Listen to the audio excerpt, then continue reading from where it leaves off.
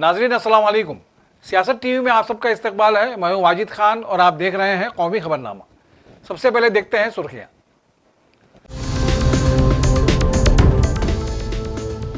सदर जमहूरिया के खिताब पर तहरीक तशक्कुर के दौरान लोकसभा में जबरदस्त हंगामा, कार्रवाई मुलतवी।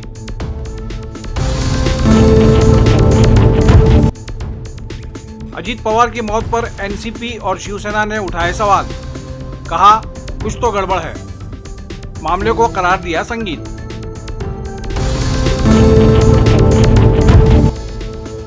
सोना और चांदी की कीमतों में जबरदस्त गिरावट, एमसीएक्स पर चांदी 10,000 और सोना 4,000 रुपए सस्ता।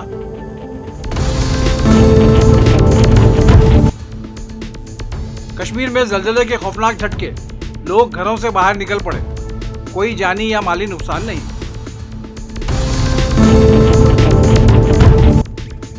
और हिंदुस्तान के खिलाफ मैच न खेलने पर पाकिस्तान के खिलाफ आईसीसी का सख्त मौक़िफ़, कहा किसी को भी मर्जी चलाने की इजाजत नहीं दी जा सकती। सुर्खियां आपने मुलाहिजा की और अब पेश है खबरों की तफसील। पार्लियामेंट के जारी बजट इजलास का आज चौथा दिन है। बजट इजलास का आगाज 29 जनवरी को सदर जमहूरिया के खिताब से हुआ था। दूसरे दिन वजीर खजाना ने इक्तिसादी सर्वे पेश किया, जबकि तीसरे दिन यानी 1 फरवरी को मुल्क का आम बजट लोकसभा में पेश किया गया। आज सदर जमहूरिया के खिताब पर शुक्रिया की तहरीक पर बहस का बाकायदा आगाज हो गया है। लोकसभा में ये तहरीक मरकजी वजीर सरयानंद सोनोवाल ने पेश की। तशक्कुर की तहरीक पर बहस के लिए लोकसभा में 18 घंटे और राज्यसभा में 16 घंटे का वक्त तय किया गया है। बीजेपी की जानिब से इस तहरीक को ऐवान में पेश किया गया, जबकि पार्टी की तरफ से इसकी हिमायत भी की जाएगी। राज्यसभा में वक्फा सिफर मुकम्मल हो चुका है, जिसके दौरान अराकीन ने अवामी अहमियत के मसाइल उठाए। इसके बाद ऐवान बाला में सवालों का वक्फा शुरू हो गया है। लोकसभा में सदर जमहूरिया के खिताब पर शुक्रिया की तहरीक पर बहस के दौरान कायद अपोजिशन राहुल गांधी ने खिताब किया। उन्होंने बीजेपी रुकन पार्लियामान तेजस्वी सूर्या की जानिब से कांग्रेस पर हिंदुस्तानी सकाफत से मुतालिक लगाए गए इल्ज़ामात को मुस्तरद करते हुए कहा कि वो इन इल्ज़ामात का जवाब नहीं देंगे। राहुल गांधी ने डोकलाम के मामले पर फौजी अफसर निरोने की किताब का हवाला देते हुए बहस शुरू की, जिस पर ऐवान में एतराज़ात सामने आए। इस दौरान वज़ीर दिफा राजनाथ सिंह खड़े हो गए और कहा कि जिस किताब का हवाला दिया जा रहा है वो शाया ही नहीं हुई। स्पीकर ने राहुल गांधी से हवाले की तौसीक करने को कहा, जिसके बाद ऐवान में ज़बरदस्त हंगामा हुआ।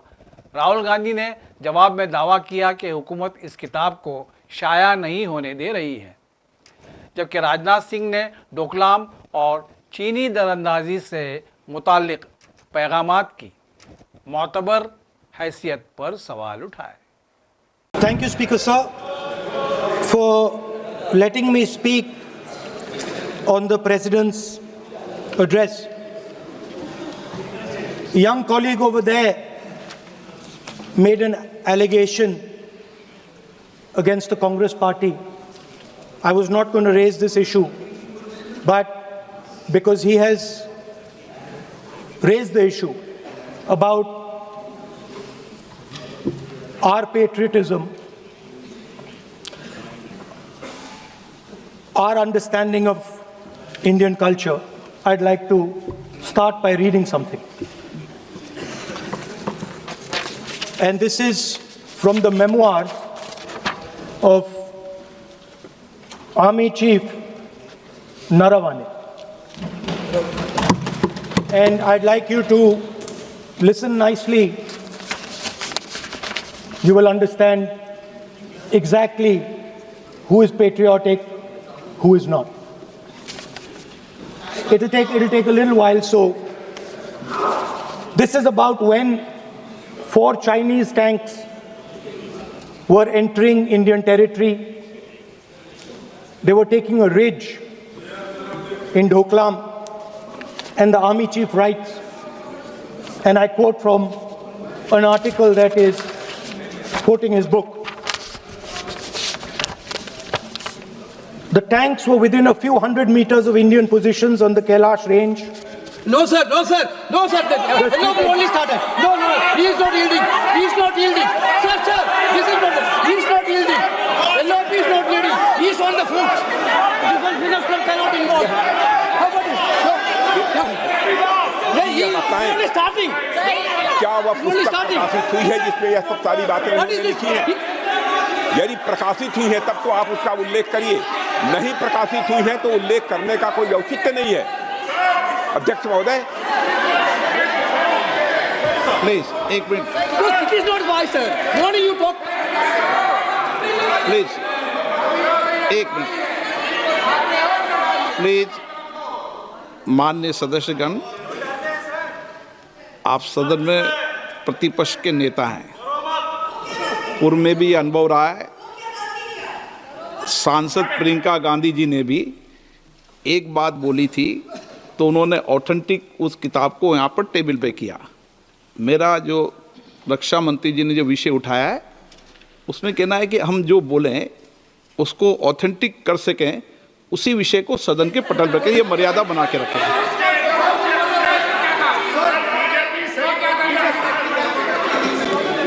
Sir, DJ. So this is 100% authentic. 100% authentic. के माध्यम से ये पूछना चाहता हूं लीडर अपोजिशन से, जिस Sir, Rajnath Singh is getting exercise because his name is going to be spoken just now. प्रकाशित हुई है या नहीं हुई है, केवल मैं एक प्रश्न का जवाब इनसे चाहता हूं अध्यक्ष। Speaker sir, I have not said anything. Ajit Pawar की मौत के बाद उनके करीबी समझे जाने वाले एनसीपी एमएलए अमूल मटकरी ने एक अहम बयान जारी किया है। उन्होंने पहले हादसे पर तशवीश का इजहार किया और बाद में सीबीआई से तहकीकात का मुतालबा किया। मटकरी ने हादसे पर सख्त सवालात उठाए हैं। उन्होंने कहा कि अजीत पवार के सफ़र के आखिरी लम्हात के दौरान अचानक रूट बदल गया, पायलट भी अचानक तब्दील कर दिया गया। मटकरी ने सवाल किया कि कागज़ का एक टुकड़ा भी नहीं जला लेकिन लाशें जल गई। इससे कुछ सवालात और शकूक पैदा होते हैं। मटकरी ने मजीद कहा कि उन्होंने महाराष्ट्र के वज़ीर आला देवेंद्र फडणवीस से दरख्वास्त की है कि वो सीबीआई तहकीकात का हुक्म देकर इंसाफ को यकीनी बनाए। मटकरी ने कहा कि वज़ीर आला ने यकीन दहानी कराई है कि सीबीआई तहकीकात कराई जाएगी। उन्होंने ये भी कहा कि वज़ीर आला ने ज़ाती तौर पर यकीन दहानी कराई है कि वो अगले हफ्ते मरकज़ी वज़ीर दाखिला अमित शाह से मुलाकात करेंगे ताकि मामले की आला सतही तहकीकात को यकीनी बनाया जा सके। संजय रावत ने अजीत पवार की तैयारा हादसे में मौत को एक पुरस्कार मौत करार देते हुए कहा कि कुछ तो गड़बड़ है। उनका कहना था कि सिर्फ आंसू पोंछने का काम नहीं होना चाहिए, इस प्लेन के हादसे की सच्चाई आवाम के सामने लानी होगी।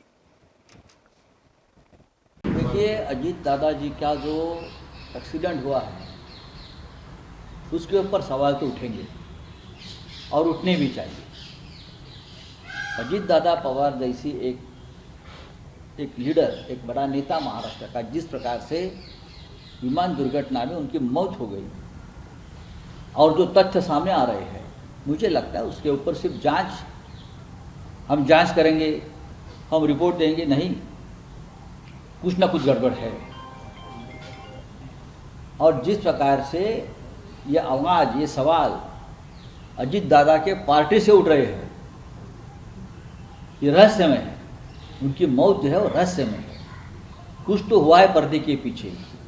अजीत दादा ने ये कहा था कि मैं पुराने घर में जाना चाहता हूँ। फिर अजीत दादा ने कहा, उसके बाद बीजेपी के लोगों ने अजीत दादा को धमकाया कि अभी तक आपकी सिंचन घोटाले की फाइल बंद नहीं हुई है भाई। ये धमकी थी अजीत पवार। फिर अजीत पवार ने जवाब दिया, मेरी बात छोड़ दीजिए, आपके सिंचन घोटाले की फाइल मेरे पास है। उसके बाद 10 दिन बाद अजीत पवार की रहस्यमय रीत्या मौत होती है। उसका क्या अर्थ है उनका? मुझे तो जस्टिस लोया की याद आ गई कि कुछ नया कुछ कांड किया क्या किसी ने। बिहार कानून साज असेंबली का बजट इजलास पीर को बाकायदा तौर पर शुरू हो गया। कानून साज असेंबली के स्पीकर प्रेम कुमार और कानून साज काउंसिल के चेयरमैन उदेश नारायण सिंह ने इजलास के आगाज का ऐलान किया। पहले रोज गवर्नर मोहम्मद आरिफ खान ने सेंट्रल हॉल में मुश्तरका इजलास से खिताब किया। इस दौरान असेंबली के अहाते में एक अनोखा मंजर देखने को मिला, जब असेंबली में opposition leader Tejashwi Yadav wheel chair पर बैठे नजर आए। वाज़ेह रहे कि गुज़िश्ता माह 20 जनवरी को तेजस्वी यादव एक हादसे में जख्मी हो गए थे। डॉक्टरों की निगरानी में वो सेहतयाब हो रहे थे। पीर को बजट इजलास के पहले रोज जब वो ऐवान में पहुंचे तो व्हील चेयर के जरिए उन्हें अंदर ले जाया गया। उत्तराखंड के कोटद्वार में दुकान के नाम को लेकर पैदा हुए तनाजे में नई पेशरफ सामने आई है। पुलिस ने बजरंग दल की शिकायत पर मोहम्मद दीपक, असल नाम दीपक कार्की, के खिलाफ FIR दर्ज कराई है। पुलिस के मुताबिक दीपक पर नज़्म व नस्क और अमन आमा से मुतालिक दफात लगाई गई हैं, जो फिलहाल जमानती बताई जा रही हैं। इस पेशरफ ने इस मामले को मज़ीद हसास बना दिया है, क्योंकि यही वो नौजवान है जो हुजूम के दबाव के दौरान एक मुस्लिम दुकानदार के हक में सामने आया था। ख्याल है कि गुज़िश्ता रोज कांग्रेस कायद राहुल गांधी ने इस वाक़े के बाद दीपक की खुलकर तारीफ की थी। राहुल गांधी ने अपने बयान में कहा था कि दीपक नफरत के माहौल में आइन और इंसानियत के साथ खड़े नजर आए और वो सेक्युलर अक़दार की अलामत है। उनके मुताबिक ऐसे नौजवानों की ज़रूरत है जो दबाव के सामने झुकने की बजाय उसूली मौक़िफ़ इख्तियार करें।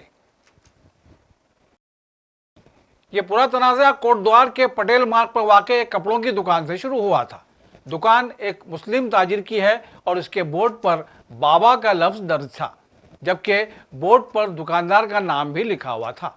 इसके बावजूद बजरंग दल के कुछ कारकुन वहां पहुंचे और दुकान के नाम पर एतराज़ करते हुए बोर्ड से बाबा लफ्ज़ हटाने का मुतालबा करने लगे। दुकानदार के मुताबिक इस दौरान उनके साथ सख्त लहजे में बात की गई और दबाव बनाया गया। उसी वक्त दीपक कार्की मौके पर पहुंचे। उन्होंने पहले सूरत हाल को पुरअमन तरीके से सुलझाने की कोशिश की और कारकुनों को समझाया कि किसी को ज़बरदस्ती या दबाव बनाते हुए शनाख्त बताने पर मजबूर करना गलत है। अब जबकि दीपक कार्की के खिलाफ FIR दर्ज हो चुकी है, ये मामला महज एक मुकामी तनाज़ा नहीं रहा। ये सवाल भी उठ रहा है कि क्या हुजूम के सामने खड़े होकर सेकुलर इक़दार और इंसानियत की बात करना भी कानूनी कार्रवाई का सबब बन सकता है। वादी कश्मीर में पीर की अलग सुबह ज़लज़ले के ज़ोरदार झटके महसूस किए गए। ताहम फिलवक्त किसी जानी या माली नुकसान की कोई इत्तला नहीं है। रेक्टर स्केल पर ज़लज़ले की शिद्दत 1.6 रिकॉर्ड की गई है और इसका मरकज़ वस्ती कश्मीर का ज़िला बुडगाम था। ज़लज़ले के झटके पीर के लिए सुबह 5:25 पर महसूस किए गए। इस ज़लज़ले के झटकों को श्रीनगर, बारामूला, शोपियां, पुलवामा, अजला और दीगर मुख्तलिफ इलाकों में भी महसूस किया गया। मुकामी ज़राए ने बताया कि ज़लज़ले के झटके इस कदर ज़ोरदार थे कि कई इलाकों में लोग खौफ और डर से घरों से बाहर निकल आए। ताहम फिलवक्त किसी जानी या माली नुकसान की कोई इत्तला नहीं है। कौमी तहकीकाती एजेंसी NIA ने पीर की सुबह मिलिटेंसी से मुताल्लिक फंडिंग केस में जारी तहकीकात के सिलसिले में वादी कश्मीर में बैक वक्त कई मुकामात पर छापे मार कर कार्रवाई की अंजाम दी। हुकाम ने बताया कि NIA की टीमें पुलिस और नीम फौजी दस्तों की मदद से ये कार्रवाइयाँ श्रीनगर, सुपूर और बांदीपुरा में अंजाम दे रही हैं। उन्होंने कहा कि ये कार्रवाइयाँ वादी में सरगर्म दहशतगर्दों की माली मुआवनत और मुआविन नेटवर्क्स के खिलाफ वसी तर क्रैकडाउन का हिस्सा हैं। इंटरनेशनल क्रिकेट काउंसिल ICC ने हुकूमत पाकिस्तान की जानिब से अपनी कौमी टीम को 2026 के T20 आलमी कप में मुंतखब मैचेस खेलने की हिदायत पर सख्त रद्द-ए-अमल का इजहार किया है। ICC ने कहा है कि वो पाकिस्तान क्रिकेट बोर्ड से बाज़ाब्ता और तहरीरी मालूमात का इंतज़ार कर रहा है, लेकिन इस तरह के फैसले से आलमी खेलों की तकरीब की रूह को खिलाफ वर्जी होती है। पाकिस्तानी हुकूमत ने फैसला किया है कि उसकी टीम हिंदुस्तान के खिलाफ 15 फरवरी को श्रीलंका के दारुल हुकूमत कोलंबो के प्रेमदासा स्टेडियम में शेड्यूल मैच का बायकॉट करेगी। आईसीसी ने अपने बयान में वाज़ेह किया है कि वर्ल्ड कप जैसे किसी भी बैनुल-अक़वामी टूर्नामेंट में तमाम क्वालिफाइंग टीमें तयशुदा शेड्यूल के मुताबिक हर शराइत पर मुकाबला करती हैं। एक टीम की तरफ से मुंतखबा मैचेस खेलने का फ़ैसला बराह रास्त मुकाबले की इंसाफ पसंदी, तसलसल और रूह को मजरूह करना है। सोना और चांदी की कीमतों में शदीद गिरावट का सिलसिला रुकने का नाम नहीं ले रहा है। मरकजी बजट के दिन भारी मंदी के बाद हफ्ते के पहले कारोबारी दिन पीर को भी कीमती धातुओं पर दबाव बरकरार रहा। मल्टी कमोडिटी एक्सचेंज पर कारोबार शुरू होते ही चांदी और सोना दोनों मजीद सस्ते हो गए, जिससे सरमायाकारों में तशवीश की फ़ज़ा पैदा हो गई है। काबिल ज़िक्र है कि गुज़िश्ता हफ्ते जुमेरात को चांदी ने तारीख का नया रिकॉर्ड कायम करते हुए पहली बार 4 लाख रुपये फ़ी किलो की सतह उबूर कर ली थी और 4,20,000 रुपये के ऑल टाइम हाई पर पहुंची थी। ताहम इस रिकॉर्ड के फ़ौरन बाद मंदी का ऐसा सिलसिला शुरू हुआ कि अब तक चांदी की कीमत में 1,64,000 रुपये की कमी आ चुकी है। बुलंद तरीन सतह से मुआवजा किया जाए तो सोने में भी बड़ी कमी सामने आई है। गुज़िश्ता जुमेरात को सोना ज़बरदस्त तेज़ी के साथ 1,93,000 रुपये फ़ी 10 ग्राम की नई बुलंदी पर पहुंचा था, लेकिन उसके बाद मुसलसल गिरावट के नतीजे में अब तक सोने की कीमत में 49,500 रुपये की कमी रिकॉर्ड की जा चुकी है।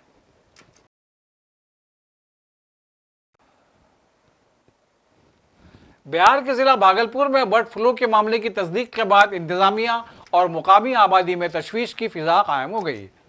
नोगचिया सब डिविजनल कॉम्प्लेक्स के अहाते में वाक़े एक मैदान में बड़ी तादाद में कौवों की अचानक हलाकत के बाद जब उनकी जांच करवाई गई तो रिपोर्ट में बर्ड फ्लू वायरस की मौजूदगी की तस्दीक हुई।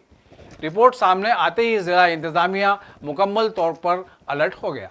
मुतासरा इलाके के चारों तरफ 10 किलोमीटर के दायरे में सैनिटाइजेशन मुहिम शुरू कर दी गई ताकि वायरस के फैलाव को रोका जा सके। इसके साथ ही इलाके में मौजूद तमाम पोल्ट्री फार्म्स में नमूने जमा किए जा रहे हैं और उनकी मुसलसल निगरानी की जा रही है। और आखिर में सुर्खियों पर एक और नजर। सदर जमहूरिया के खिताब पर तहरीक तशक्कुर के दौरान लोकसभा में जबरदस्त हंगामा, कार्रवाई मुलतवी।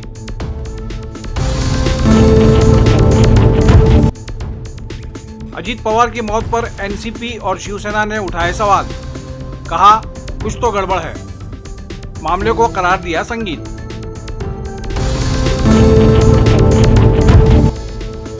सोना और चांदी की कीमतों में जबरदस्त गिरावट, MCX पर चांदी 10,000 और सोना 4,000 रुपए सस्ता।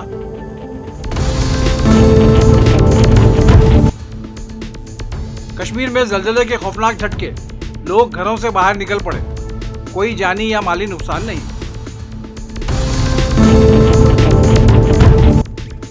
और हिंदुस्तान के खिलाफ मैच न खेलने पर पाकिस्तान के खिलाफ ICC का सख्त मौक़िफ़, कहा किसी को भी मर्जी चलाने की इजाजत नहीं दी जा सकती। इसी के साथ कौमी खबरनामा यहीं अपने इख्तिताम में पहुंचता है। सियासत की पूरी टीम के साथ वाजिद खान को दीजिए इजाजत। अल्लाह हाफिज़।